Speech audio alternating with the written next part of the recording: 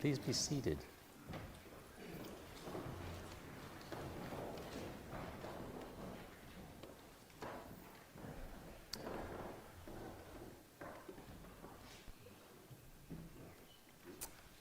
I am shaped largely to this day by having received an allowance when I was a child.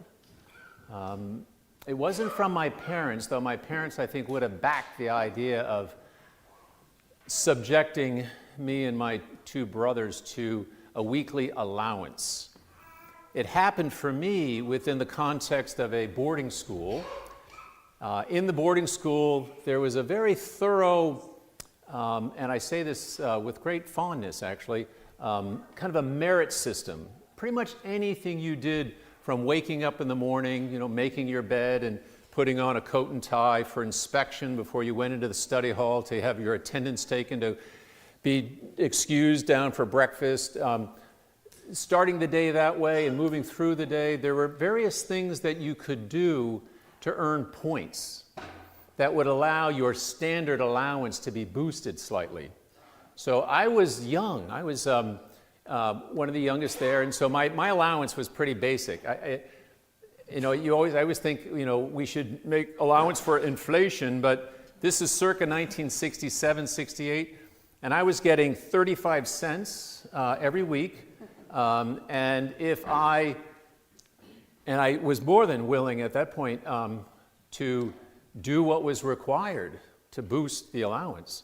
So whether it was being sure that every Saturday morning when there was the dorm inspection, and we all scurried in our dorm to get everything just so, drawers, we had these bureaus with about 5 drawers, and they had to be measured out so the inspector could kind of look in first, boom, boom, boom. And the socks had to be here and the underwear had to be here, and there was a look under the bed, make sure there was no dust. And so all of that, if we did well, it was noted. And I think every quarter they would reassess and decide whether so-and-so could use a little bump in their allowance. And I, to this day, can't walk past any change on the floor, especially a quarter.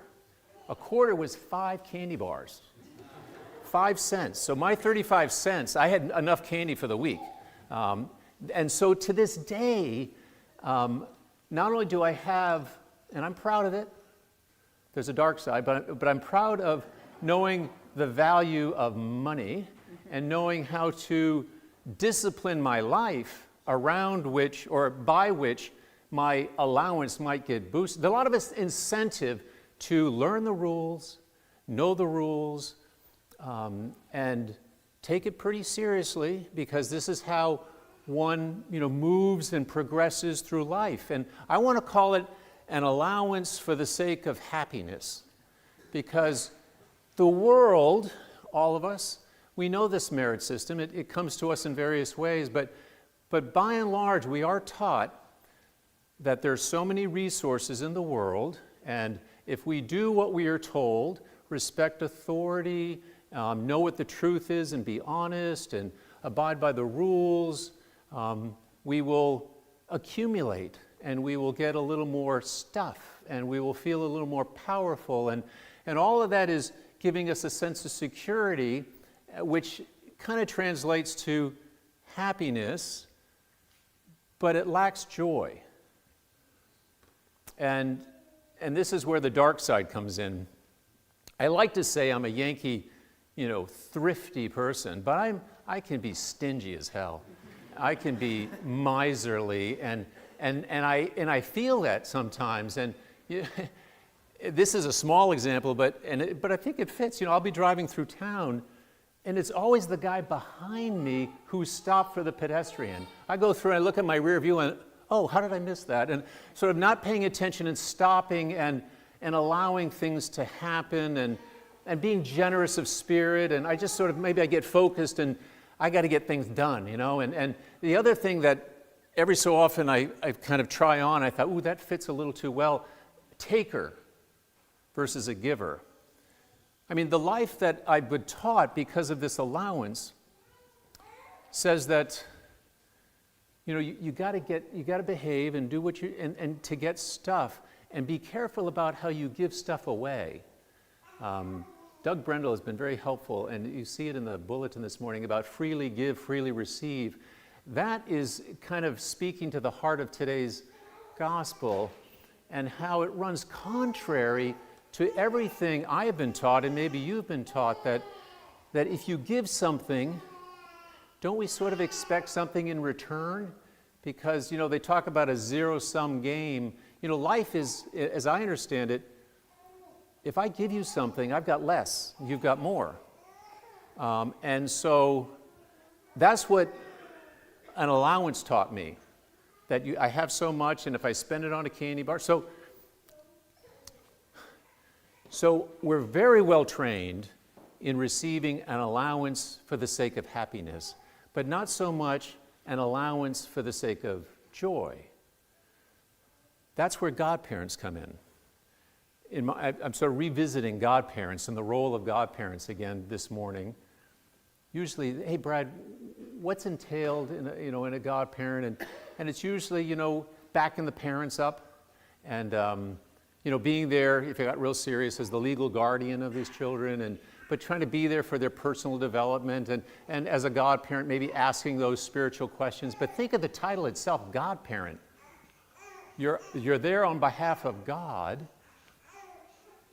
But for me now, the role of godparent is to remind the child, to remind us all, that yes, we are born of the flesh, which is a way of saying we're born into this world that is a closed system in which everyone has, a shelf life, and there's only so much to go around. And so being born of the flesh, we kind of are pretty serious about our stuff and making sure that if we give some away, we get some back, and we keep accumulating. That's the total opposite of what it means to develop this understanding of an allowance for the sake of joy. So the godparent says, you're not only born of the flesh, you're born of God. What does that mean? That even right now, in addition to receiving maybe your allowance, there has always been and always will be this freely given, I'm going to call it goodwill, that this favorable just flow, we call it the Holy Spirit, maybe we call it love, it's sort of, we probably maybe don't even notice it, but it's always there because we are born of God.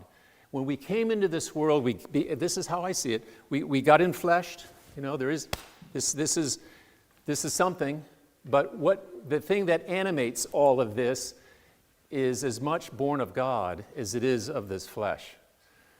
And if that is so, godparent, remind me of that. And tell me that this thing of which I continue to have life by, and it keeps coming freely and without, any kind of cost, I will know joy in my life if I take all this and keep sending it out. If I receive it and give it, and receive it and give it. And this is what Jesus is saying, that if you can freely do that, which is completely contrary to what we've been taught, thus a commandment. I want my joy to be in you, and I want your joy to be complete. But it's going to take doing the opposite of what you've been taught. The opposite. But do it, and I promise you, if you allow that to flow through you, there will be joy. There will be joy. I'm thinking about the godparent who maybe 10 or 15 years from now, after the child has been taught by the parents about fair play and about being honest and about all the things that I was taught you should obey and respect and uphold in order to get a better allowance and to make you move through life, that child who's been taught that by their parents, thank you parents, thank you, the ones who gave me my allowance, that child now goes to the godparent and says, Jimmy stole my allowance, or Peter cut the line, or let's advance maybe 30 years, and that financial person who works at the next desk is stealing information from my desk. So I begin to realize that in this world, it's unfair, and people cut corners, and the takers are getting far more advanced than the givers. You know, if I take on this, an allowance, you know, for the sake of joy, and be generous and keep forgiving people in my life, keep showing them goodwill time and time again, I'm the sucker, aren't I? I'm the fool. But the godparent is saying, guess what? All of that can go on, and it will go on. But the godparent is wise enough to say, that's about happiness or the lack thereof. There's nothing about joy in that whole business. If you want joy, receive freely. What we're all now subject to, and you know, if there's meaning for the sacrament of baptism, you know, something might actually ontologically happen here when we say in the name of the Father, Son, and the Holy Spirit, and we ask for the Spirit to come down and bless these children. That may be true, but certainly we are being reminded that there is this source, and we call it the Holy Spirit, and it is with us now, and if we receive it freely and shower the people that God places in our path with that love, there will be this joy that the world can't mess with, and this joy will be complete. So I'm thinking again about godparents. My godmother, Deirdre Newton, and I was to this day grateful that my mother chose Deirdre. It was my mother's best friend. And the Newtons lived in Southern California, Laguna Beach. And we would go out from time to time to visit with them. And they were like the perfect California family. And I thought, geez, if anything happens to my parents, I'm coming here. This is just really, there was a family of 7, and they surfed, and they had motorcycles and dirt bikes, and everything about the Newtons, and they had a pool. It was just great, great, great. And she was there, Deirdre, and I felt, like, hey, I've got a godparent. And I'm grateful for Deirdre, but I'm revisiting it now. And to the extent that any one of us is baptized, we've been so showered through that ceremony with this grace and this love that keeps us alive. All right, so I wanted to be sure to include this. The best thing about having an allowance for the sake of joy is you don't have to be so serious. In the world of earning your allowance and making sure you've got enough and that you don't give too much away because you might not get enough back, all of that is such a world of perfection, and it just has to be so, and all of that could fall away if you're receiving and sending it forth, receiving it and sending it forth, because you know in your heart that all is well. And the more you give out, that joy becomes real, and you can relax, and you can be at home wherever you are, and you can take that with you when you die. And it's that priceless gift that can't be bought, and no matter how much allowance you get or how much allowance you earn, and no matter how perfectly you live your life, all that would lack the joy that belongs to anyone, no matter who they are, by just remembering. And godparents, please remind us that we, yes, are born of the flesh, but we are also born of God. We are more that, I believe, than we are born of the flesh. But we remember that, and we take hold of that by letting grace just flow through. Shower everyone in your life, your enemy, your neighbor, the poor, all those who you think don't deserve it.